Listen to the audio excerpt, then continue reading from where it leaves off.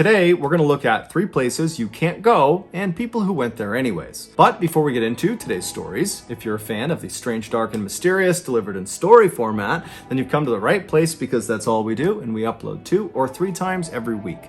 So if that's of interest to you, the next time the like button needs a pair of socks, offer to loan them a pair of yours. But make sure they're the kind of socks that immediately slip down under your heel into the shoe as soon as you start walking. Also, please subscribe to our channel and turn on all notifications so you don't miss any of our weekly uploads. All right, let's get into today's stories.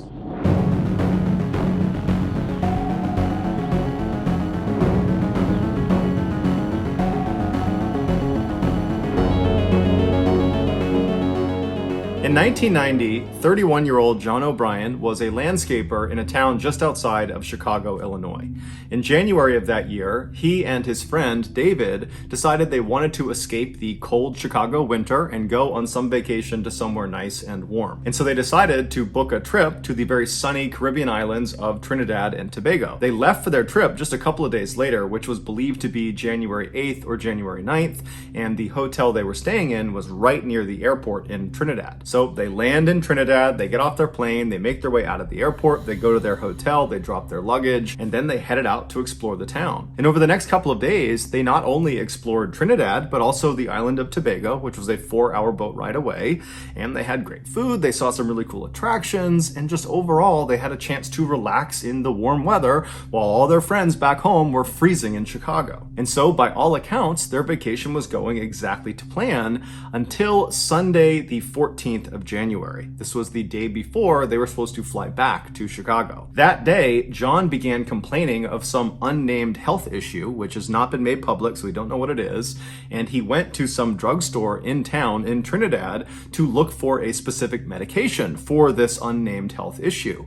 But the drugstore did not carry this medication, so John left and he went to another drugstore and another store, but nobody had this medication. And so by the time John got back to the hotel and saw David would later remark that John was not only distraught about not having this medication, but John was disoriented. Like whatever this health issue was, it was starting to manifest itself in this kind of disoriented state that John was in because it was not being treated. But eventually, David decided that John was okay enough that they did not need to call a hospital or call a doctor, and the 2 men decided to just go to bed because after all, they had a very early flight the next morning. So the 2 men climb into their respective beds, which are in the same room, 2 twin-size beds, and they fall asleep. But about an hour to maybe an hour and a half after David had fallen asleep, he wakes up to some man standing next to his bed, choking him. He's grabbing his throat and throttling him. And so David has no time to respond to what's going on. He just starts grabbing this guy's hands and he manages to push them off of him. And then this guy who's standing next to his bed grabs the lamp next to him and smashes David with it.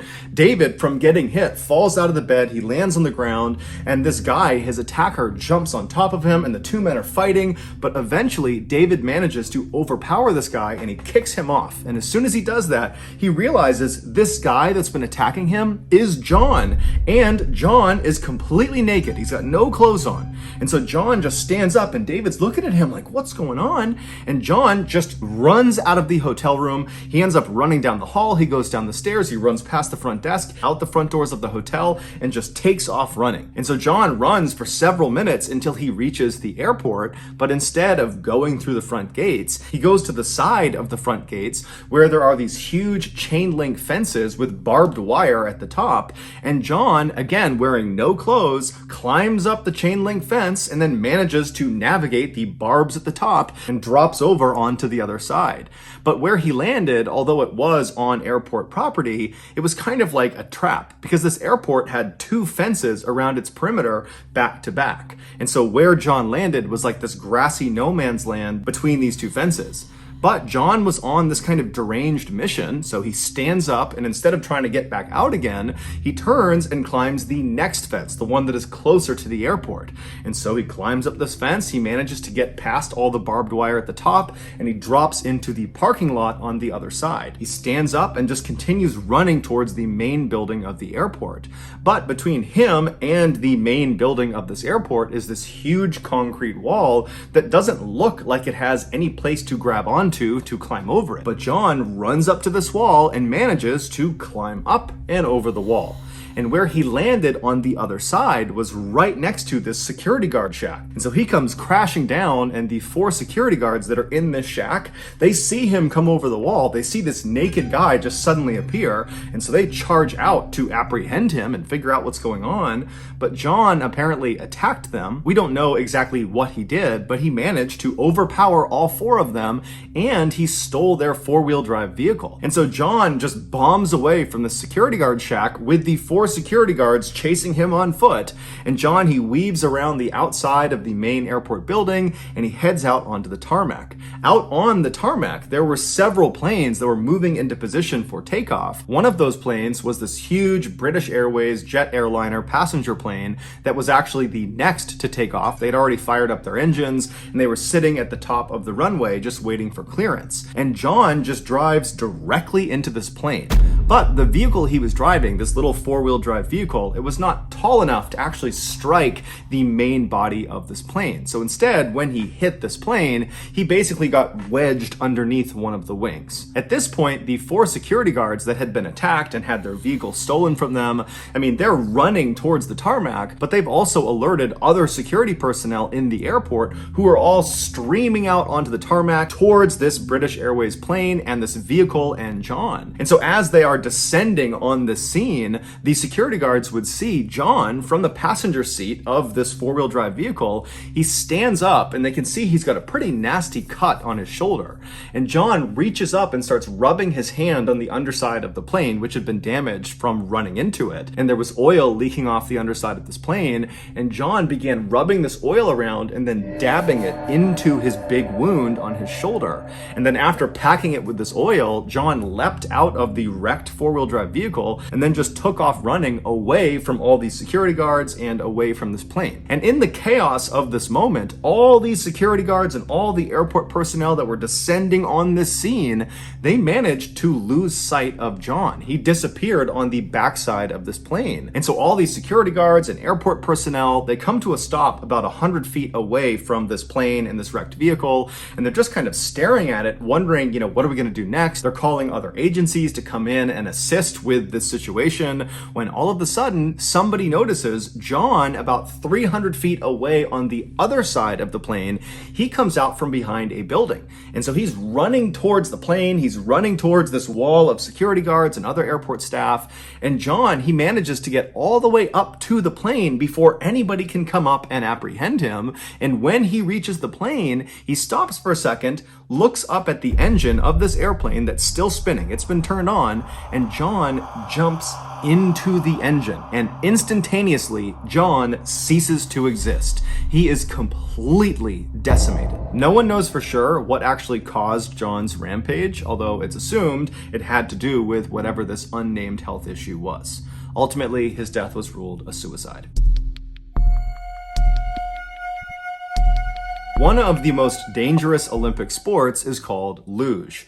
In a nutshell, 1 or 2 people who are called lugers will ride a sled down a hill as fast as they can. But this hill is this narrow, winding, banked ice track, and these lugers will ride a sled that will go as fast as 80 miles per hour or faster. While accidents in luging are actually quite uncommon, when they do occur, they can be catastrophic. In 1986, a luge track was built on a ski hill in Alberta, Canada, for the luge event of the 1988 Winter Olympics. This track and the surrounding ski area was called Canada Olympic Park.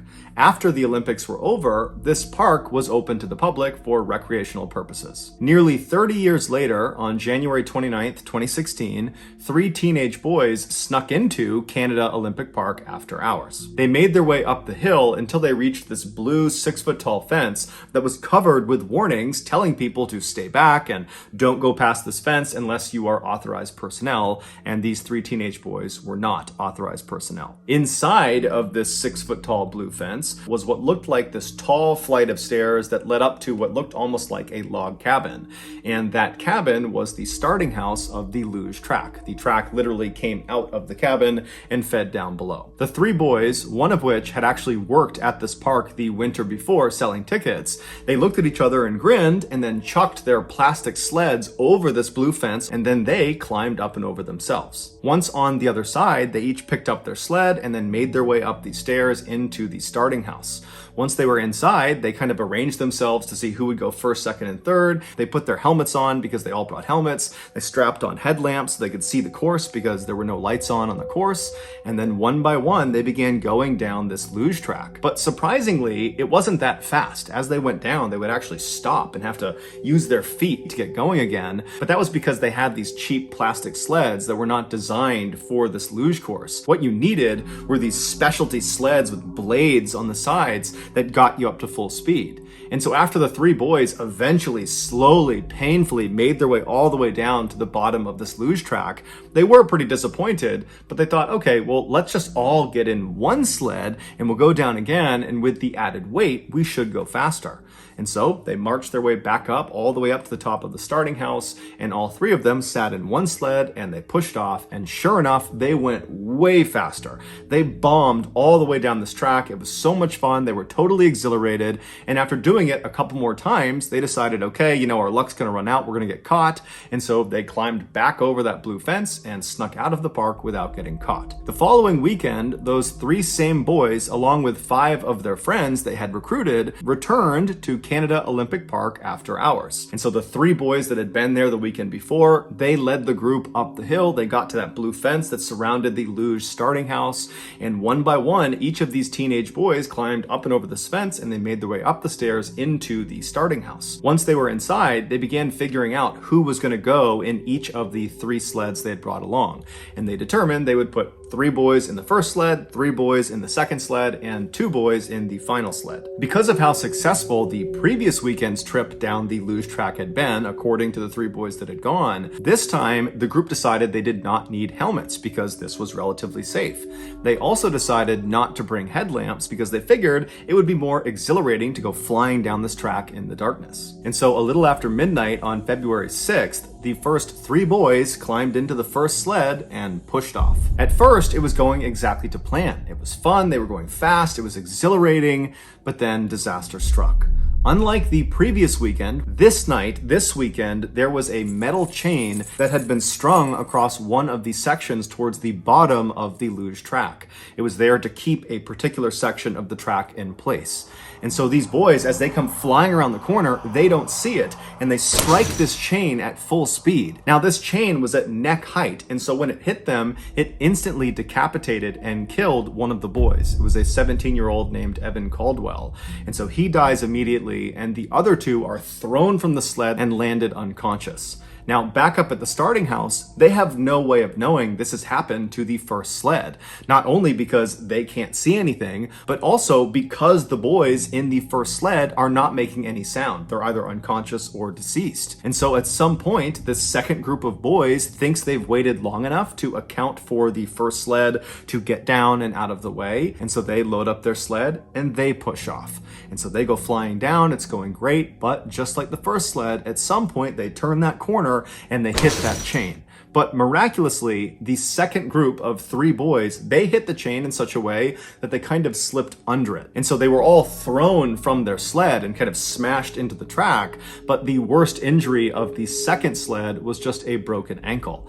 And so this group, they stand up and they're totally disoriented. It's dark. They don't know what they just ran into. And before they had a chance to kind of collect their thoughts and yell up to the starting house to try to warn the third and final group not to go, it was already too late. All the boys could do in the second sled group was to just get out of the way as the third and final sled carrying the final 2 boys came bombing down, and they too struck that chain at full speed. One of the 2 boys on board this third and final sled was a 17-year-old named Jordan Caldwell, and he too, unfortunately, would be decapitated by the chain and would die instantly. And he was actually the twin brother of Evan Caldwell, the boy on the first sled sled who had also died. The other boy on the third sled would be thrown from the sled and would suffer grievous injuries as well. One of the survivors of the crash, who was actually on the first sled, his name was Caleb, and he was knocked unconscious from being thrown. When he came to, he was laying in a section of the track that was covered by a tarp,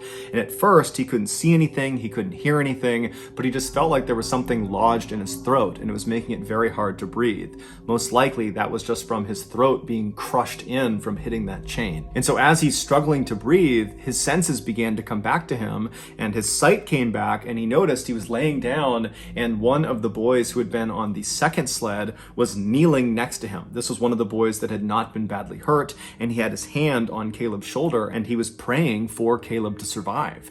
And so as Caleb is taking in that someone is praying over him, he notices somewhere else, his hearing is starting to pick up, he can hear someone else, and it would turn out to be a boy named Mark, who was on the first sled, who had been very badly injured. His face was very badly beaten up. He was laying somewhere nearby, and he was just singing this religious song. He was trying to keep spirits high, and he was trying to will people to hold on and to survive as long as they possibly could. And then Caleb remembered hearing someone calling 911, and then he doesn't remember what happened next. When the paramedics ultimately arrived within the hour, they got to the track and they found all of these boys spread out all over the track, because when they hit this chain, they got sent flying. But they discovered the twins were actually laying right next to each other, and none of these surviving boys had moved their bodies. And so even though the grief was just unfathomable amongst this family that had lost their two sons, there was some solace in the fact that despite having come down in different sleds, that the twins, Evan and Jordan, were together in their final moments. The 6 survivors of this accident would walk away from it with life-changing head injuries and other medical issues, and they would walk away with an indescribable sense of guilt and regret. But they consider themselves lucky because at least they survived. IQ, which stands for intelligence quotient, is a measure of someone's intelligence. To find your IQ, you need to take an official IQ test, which gives you an IQ score. The vast majority of people will score about 100 as their IQ, and so that's considered to be the average intelligence for any given person. But a very small number of people will score somewhere between 130 and 160. And so that's considered to be a very high IQ. Those are very, very gifted people. And then there is an even smaller group of people that score above 160. And so that is the genius class. Anybody who scores above 160 is literally a genius. To give you a sense of just how rare that is, Albert Einstein, who is largely considered to be one of the smartest people to have ever lived, he was not even considered a genius, at least not by his IQ. He was about 160, so right on the cusp of geniusness. But as we will learn from this story, having an exceptionally high IQ does not make you immune to making unfathomably bad choices. In 1991, 31-year-old Jackie Katarik, who had a genius IQ of 170, so she was smarter than Albert Einstein, she graduated from UCLA Medical School with honors. She completed her medical residency, which is like a multi-year apprenticeship for new doctors, at Cedars-Sinai Hospital in Los Angeles, which is one of the very best hospitals in America. After that, she opened her very own practice just north of LA in a town called Bakersfield, California, and she also became a part-time professor at her alma mater, UCLA. By all accounts, Jackie was brilliant, she was successful, and she loved what she did, and her patients and her students loved her right back. Fast forward to 2010, Jackie was 49 years old, and she was still running her very successful practice, and she was still teaching at UCLA, and she was in an on-again, off-again relationship with a 58-year-old man named William Moody. While the details of their relationship are not really publicly known, it's fairly easy to deduce from the reporting that came from this case that Jackie and William fought a lot. On Wednesday, August 25th of that year, Jackie was spotted by herself at a Mediterranean restaurant in Bakersfield, California, having some drinks. And then at some point during the night, she called a ride service to pick her up and take her home again. Even though we don't know this for sure, it's assumed she was too intoxicated to drive, and that's why she called the ride service. The following morning, Jackie did not show up for work. Her assistant at her medical practice is the one who noticed Jackie had not shown up, and so when she didn't, she called her boss, but her boss didn't pick up. And so after a couple of failed attempts at getting in touch with Jackie, this assistant called Jackie's boyfriend, William. And so William, he picks up the phone, and when the assistant asks him, hey, have you seen Jackie? She has not come into work today. William actually says, yes, I saw her last night. William would explain to the assistant that the night before he was in his house by himself in Bakersfield, California, not far from this restaurant where Jackie was last seen. And he said that at some point, unannounced, he saw Jackie pull up in front of his house. And so he could tell from her general demeanor and her look and her pace that she was upset about something, or he just sensed there was going to be some conflict if he went to the door. And so he decided to actually slip out the back door and kind of run away from his property before Jackie could see him. And so he actually left the property and went to a friend's house who was nearby and spent the night with this friend. And so when the assistant called William, William was actually still at this friend's house. He had not been back to his actual property. And so he would tell the assistant that, the last I saw of Jackie, it was late at night. She had pulled up in front of my house, but then I split. So I don't know what she did. I assume she left. But William would tell the assistant that, you know what, I'll go back over to my house and I'll see if she's still there or if there's some indication of where she might have gone. And so William hangs up the phone, he leaves his friend's house and walks the couple of blocks back to his own property. And when he gets there, sure enough, right out front of his house is Jackie's car. Now, William knew his house was locked and Jackie didn't have a key. And so Jackie must just be sitting in her car waiting for him to return. And so William walks up to the car expecting to see Jackie and expecting probably to fight about something. But when he gets up to the car, Jackie's not in there, but her purse, her cell phone, her wallet, that's all over the inside of the car. And so William turns and looks at his house thinking, is she in the house? Did she somehow get in? Is she on the back of the house? And so William just starts yelling out for Jackie as he begins to walk around his house. And so as he goes around towards the back of the house, he's yelling out for Jackie. No one's calling back. And then he reaches the back of the house and there's no sign of Jackie, but he sees there's a shovel on the ground near his back door. And then he looks at his back door and it looks very obviously like someone, probably Jackie, had been using the shovel to try to pry open the back door. Like they were trying to break in, but it hadn't worked. And so William just kind of sees that and then continues walking around the other side of the house. So he's completely walked around the entire property. There's no sign of Jackie. And so he's thinking, okay, I guess she must have gotten in somehow. She's in the house somewhere. And so William goes to the front door. He unlocks his front door. He goes inside. And even though he knows all of his doors have been locked, all the windows are locked, he's kind of on edge because he's thinking she's got to be in here. But he walks through his house and there's no sign of Jackie. And there's no sign that anybody else had been in there since he was last in there.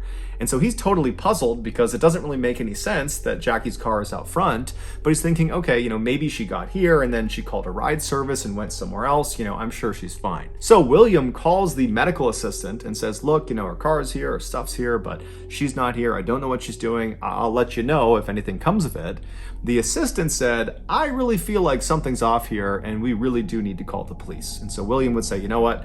I think that's a good idea too. Let's just get them involved and make sure she's okay. And so they call the police, and the police start by going to Jackie's residence. But Jackie's not there, and there's no sign of her. The neighbors haven't seen her. And so the police go to William's household, and they search Jackie's car, and they search William's house and the surrounding area right outside. But there's really no clues as to what actually happened to Jackie. And so after the police talked to a bunch of neighbors and friends and family, they just told William and this medical assistant that at this point, they just need to wait, and that hopefully Jackie will just come out of wherever it is she's hiding or wherever she's gone. Maybe she's upset. Maybe she was fighting with William and she's run off somewhere, but we just got to wait and see what happens. 2 days later, Jackie was still unaccounted for. No one knew where she was. No one had heard from her. No one had seen her when William's friend went over to his house. William, the day before, so 24 hours after Jackie had been reported missing, he had left the country on a prearranged trip. but he was not being looked at as a potential suspect or having anything to do with Jackie's disappearance, and so he was allowed to go. And so this friend had been asked to go to his property to feed his fish. And so he shows up on Saturday, that's 48 hours after Jackie has been reported missing. He goes inside the house, and immediately he is hit with this terrible smell inside of William's house. And so he's covering his face and he's walking around the house trying to figure out where the smell is coming from. He thinks it could be the fridge, maybe something's rotting that's fallen out or the door's open or something, but it's not the fridge. He goes to the trash, it's not the trash. He goes to the fish, it's not the fish. He makes his way over to the fireplace and he realizes that's where the smell is coming from. And so kind of reluctantly, he gets down and he kind of smells inside the fireplace, but it's not really coming from the area where the logs would be. It's coming from up in the chimney flue. And so he puts his head down and kind of turns and looks up the chimney, and about 2 feet up the flue, dangling down, are 2 human legs. And they would be Jackie's legs. It would turn out a few days earlier, when Jackie was at that restaurant drinking by herself, she did call that ride service to come give her a ride home, presumably because she was too intoxicated to drive. But before they showed up, Jackie just got into her car anyways and drove to her estranged boyfriend's house. And so she gets there. William, meanwhile, is sneaking out the back and running off to his friend's house. Jackie does not see him. She makes her way up to the front door and presumably tries to knock and get William's attention. But when no attention is given to her and it seems like no one's inside, she decides she's going to try to get into the house. And so the front door was locked, the windows were all locked. She got to the back door and that was locked. So she tried the shovel and tried to pry it open, but it didn't work. And so eventually Jackie climbed up the permanent ladder that's on the back of the house. There isn't much online describing this permanent ladder. It could be a fire escape or it could be some sort of lawn decoration, but there was something on the back of the house that you could climb up if you wanted to. And so Jackie climbed up this permanent ladder and actually got onto the roof. And then when she was on the roof, she walked to the center where the chimney was, and there was this cap over the top of the chimney to prevent things from going into the chimney. She removed the cap and then lowered herself feet first into this chimney.